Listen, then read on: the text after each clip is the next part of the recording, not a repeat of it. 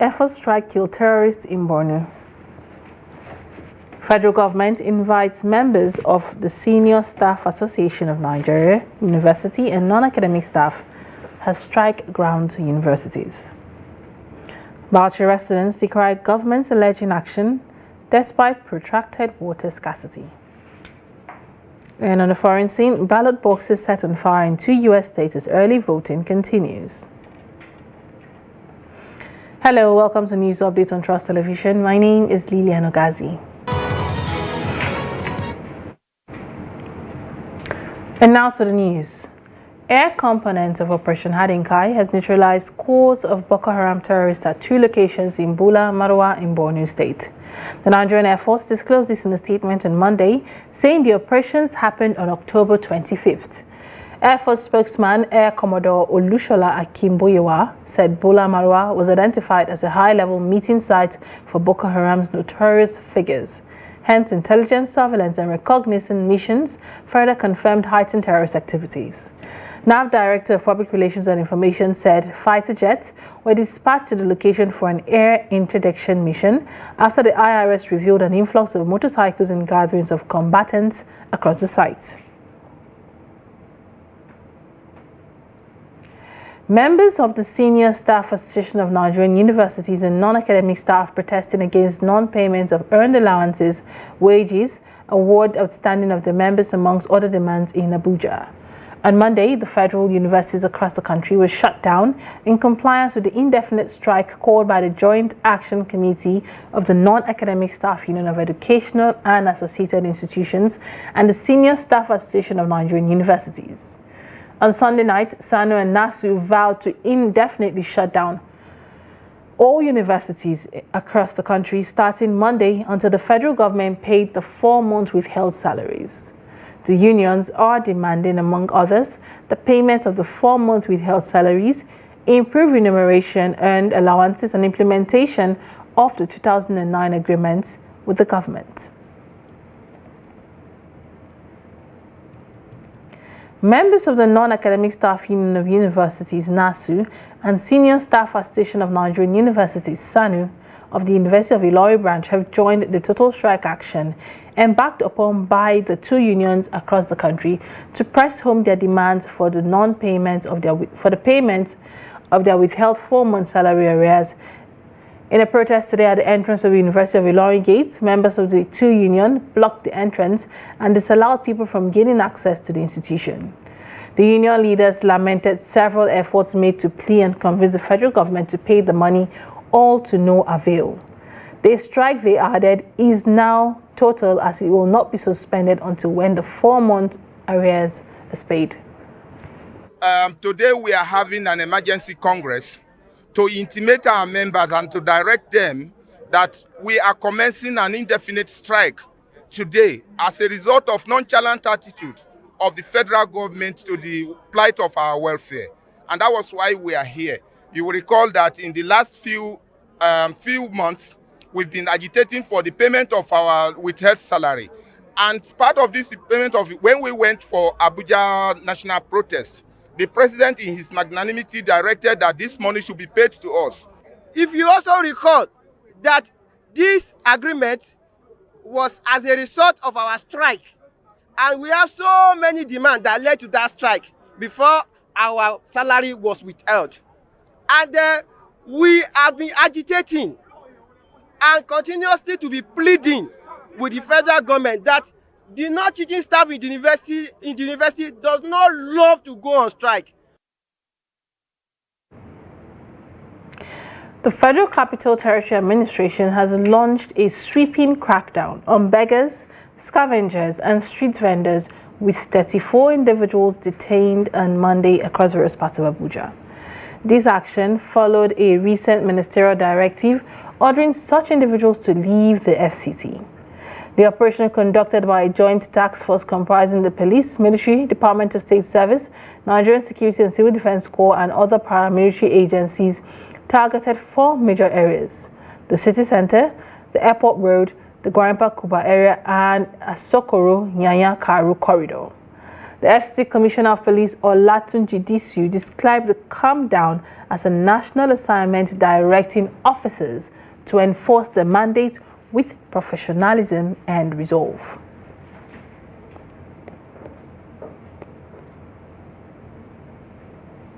The 19 state governors in Northern Region have aired their strong displeasure on the recent tax reform bill the federal government submitted to the National Assembly for approval. The governors particularly rejected the proposed shift to a derivation-based model for value-added tax distribution. They claim that the proposed model would be at the disadvantage of the northern states and other less industrial regions. The governors, under the auspices of the Northern States Governors Forum, voiced their strong opposition in a communique issued after a strategic meeting in Kaduna. The communique was read by the chairman of the NSGF and governor of Gombe State, Muhammad Yahaya. The meeting included Northern traditional rulers, the Chief of Defense Staff, General Christopher Mustafa, and other key stakeholders. The development comes amid multiple debates surrounding resource control and the distribution of value-added tax revenue among states.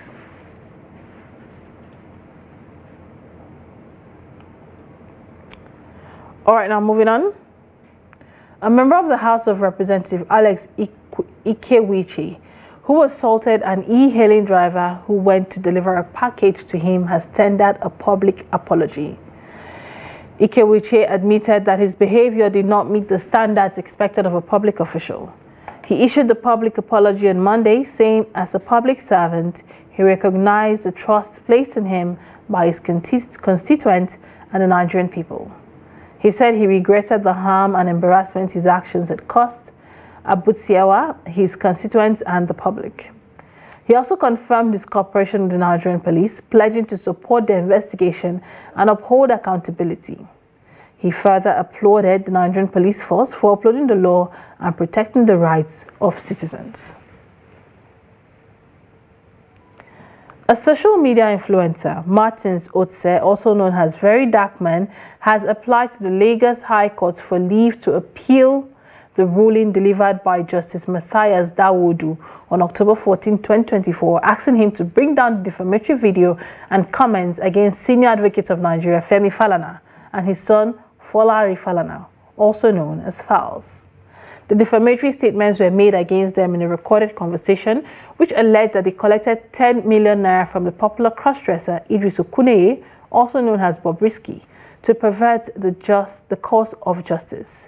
In that ruling, Justice Dawodu had also restrained the self-acclaimed social media police from further releasing, publishing, or circulating any defamatory videos and comments against the senior lawyer and his son on all his online platform handles and pages, pending the hearing of a suit filed by the duo.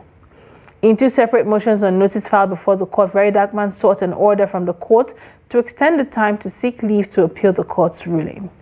In the motion based on 7 grounds and dated October 19th, Very Dark Man argued that the court order was based solely on the respondent's affidavit, and being an interlocutory order, the court's permission to exercise his constitutional right to appeal is required.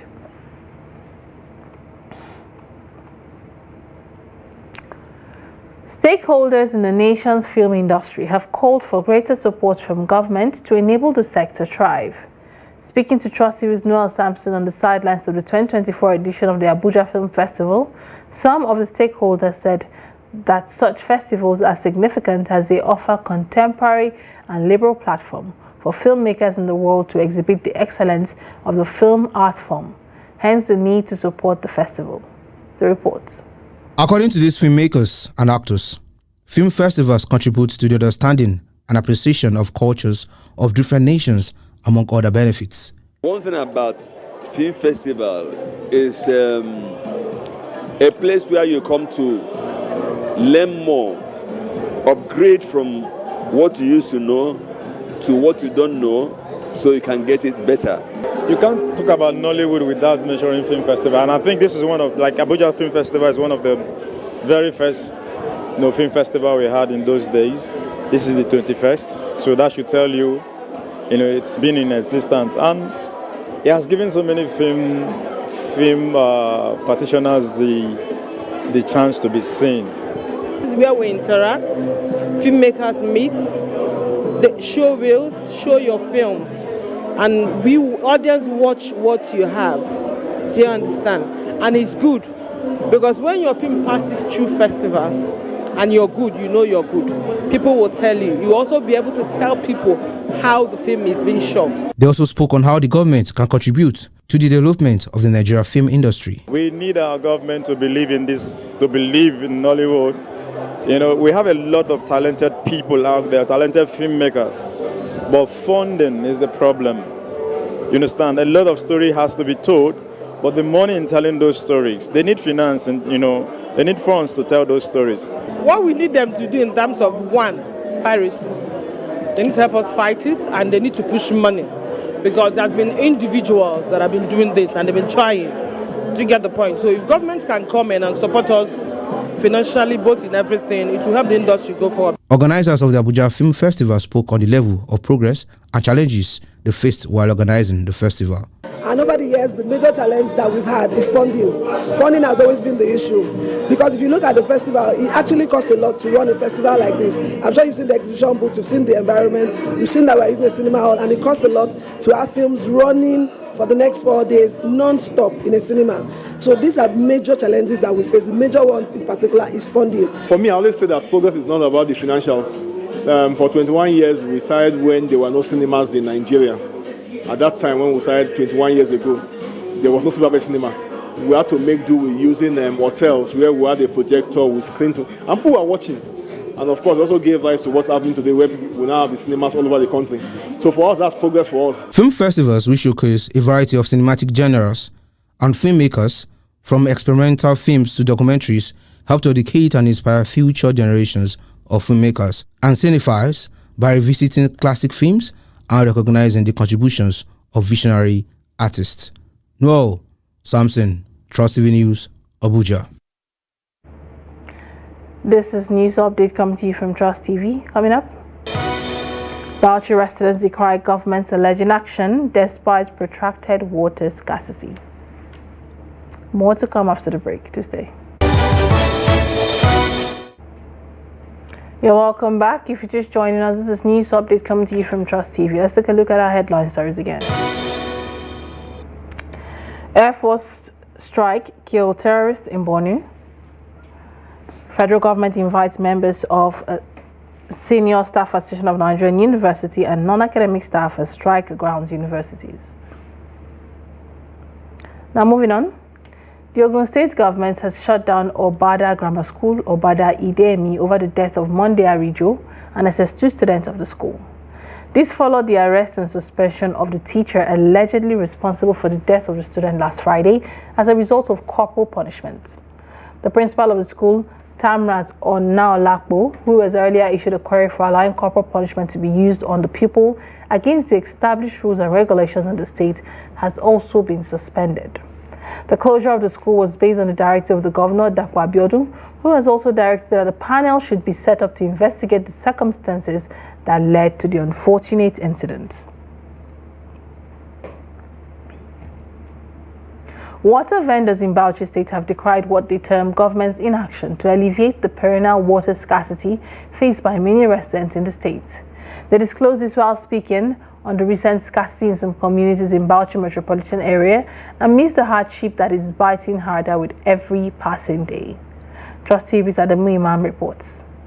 While people in the northeast region have for more than 2 weeks now battled with power outage, residents of Bauchi, the state, have continued to lament that the latest scarcity of water has exacerbated the hardship occasioned by the high cost of living, with water vendors saying they have never seen such a situation before. The situation is so pathetic to the extent that you can't boast of our northern leaders. This is happening even with thousands of them in the government. Electricity supply has been cut off in the north, and now water is far from us. Later, they will come for distribution of so-called palliatives to the people. The scarcity is more than before. We usually fetch from the well here because there are no boreholes close by. That is why the demand for water from vendors is high within Gidadubu communities. As a result of that, we charge 700 to 1,000 naira depending on the distance for one trip of water.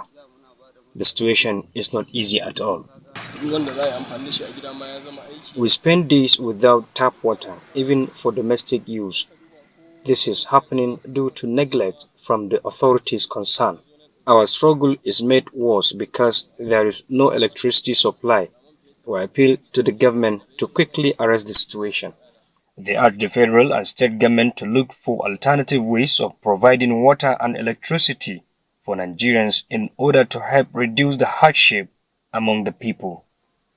Adam Imam, Trust TV News, Bauchi. Alright, moving now to the foreign scene. South African grocery retailer Pick n Pay is set to exit Nigeria by selling its 51% share of a joint venture as part of plans to restructure outside of its home market. CEO Sean Summers said on Monday that the retailer has 2 stores in Nigeria, having entered the market there is less than 5 years ago through a partnership with AG Leventis Nigeria. The exit of the store adds to the growing number of international companies leaving the shores of the country due to growing threats to their businesses. Multiple multinationals have left Nigeria by either scaling down operations, transferring ownership, or selling their stakes, one of the most recent being the sale of beverage company Diago's 58.2% shareholding in Guinness Nigeria to Tolaram Group on June 11, 2024. According to an economist and former director of research and advocacy at the Lagos Chamber of Commerce and Industry in Nigeria, Vincent Wani, the exodus of multinationals from the Nigeria's economy has cost the country a 94 trillion naira loss of output in 5 years. Authorities in Portland, Oregon, and Vancouver, Washington are investigating 2 separate incidents in which ballot drop boxes were set on fire on Monday, destroying hundreds of ballots as voters cast early votes ahead of next Tuesday's presidential election. Police believe the fires, both involving incendiary devices, were coordinated with a similar vehicle seen at each scene. They are linking the recent incident to an attack on a ballot box in Vancouver on 8 October in which an incendiary device was also used. The attacks came amid heightened election tensions as early voting reached nearly 42 million ballots cast nationwide. Oregon and Washington both vote by mail states. Oregon and Washington both vote by mail. States rely heavily on ballot box drop facilities during the voting process. Washington Secretary of State Steve Hobbs strongly commended the attacks, calling them acts of terror intended to disrupt the democratic process. Voters were urged to check the status of their ballots online to confirm they have been received. Hezbollah has announced Naim Qassem as its new head. Qassem, whose promotion from deputy leader was announced on Tuesday, replaces Hassan Nasrallah as Secretary General of the Lebanon-based armed group. Nasrallah was killed in Beirut in late September by an Israeli strike. Many other senior officials in Hezbollah have also been targeted since Israel turned its focus on the group that month. In a statement, Hezbollah said Qassem was elected to take up the position due to his adherence to the principles and goals of Hezbollah.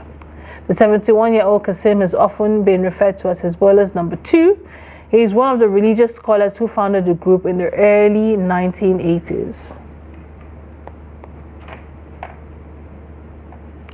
And now in sports, Victor Osimhen has scored another goal for Galatasaray to propel them to another vital win against Beşiktaş and has also widened their lead at the top of the Turkish Super League to 6 points. Osimhen, who started his 5th game of the season, netted in the 67th minute to increase the tally to 2-0, following the opener from former Tottenham Hotspur player Davinson Sanchez in the 13th minute. The Super Eagles attacker's goal became more important when Beşiktaş reduced the goal arrears in the 4th minute of stoppage time through NS match.